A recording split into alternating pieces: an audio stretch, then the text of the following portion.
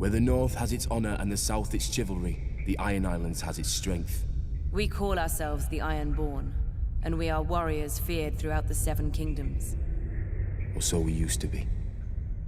Unlike their mainland cousins, the first men of the Iron Islands never bowed to the old gods. Theirs was the drowned god, who made the Ironborn to reave and sack and write their names in salt, steel, and song, that his enemy, the Storm God, could not wash away.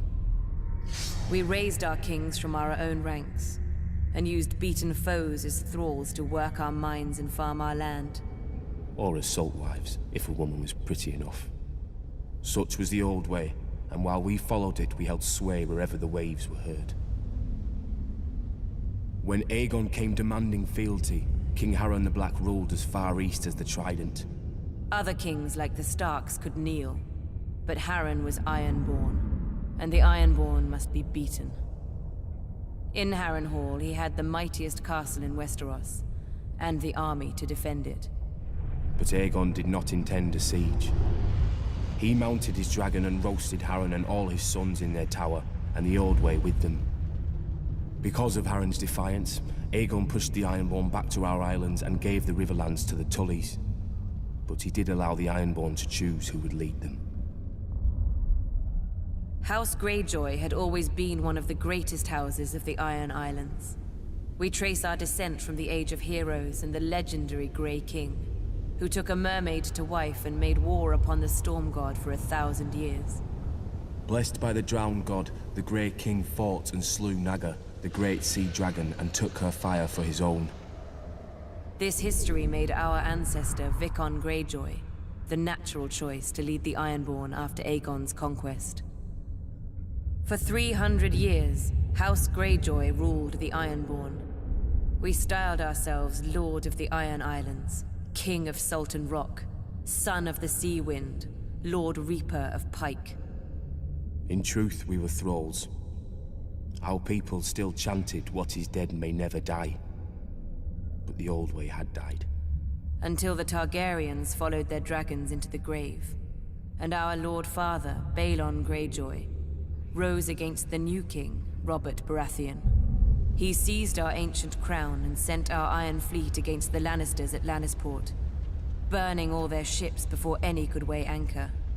Though Robert and Eddard Stark would later defeat him, they understood us no better than Aegon. The Greyjoy sigil is the Kraken. What it grasped once, it will never surrender. What is dead may never die, but rises again, harder and stronger.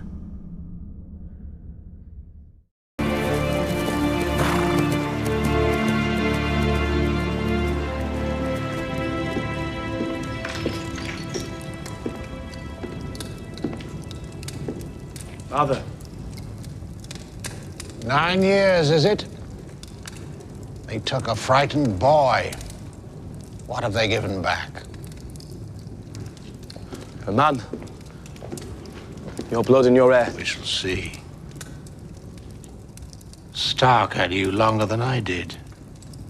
Lord Stark is gone. And how do you feel about that? What's done is done. I brought you a proposal from Robb Stark. Who gave you those clothes? Was it Ned Stark's pleasure to make you his daughter? If my clothes offend you, I will change them. You will. That bauble round your neck, did you pay the iron price for it or the gold? I asked a question. Did you pull it from the neck of a corpse you made, or did you buy it to match your fine clothes? Iron or gold? Gold.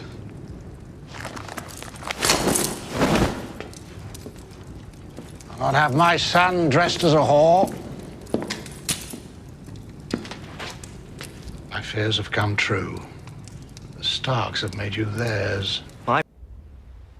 The Seven are gods of weakness and defeat, pretty chains that the first men kindly put on after the Andals crushed them, except in the Iron Islands.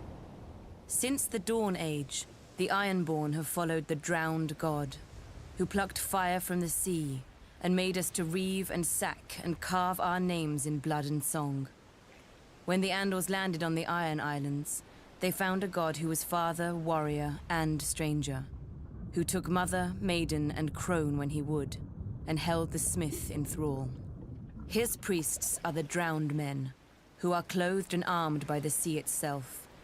They consecrate us to the drowned god through our most sacred rite, the drowning, and ask the god to raise us from the sea as he was, harder and stronger. The Ironborn do not fear the bloodiest battles or the roughest waves, for the drowned god taught us long ago that what is dead may never die. When an Ironborn falls, we say the drowned god needed a strong oarsman and took him below to feast in the god's watery halls, attended by mermaids. But even in death, an Ironborn is a warrior. We fight against the storm god, who holds a castle in the clouds, and sends the winds to lure the Ironborn off course or wreck our ships. It's said my legendary ancestor, the Grey King, waged war upon the storm god for 1,000 years. With the drowned god's help, he slew the great sea dragon Naga and used her bones for his haul.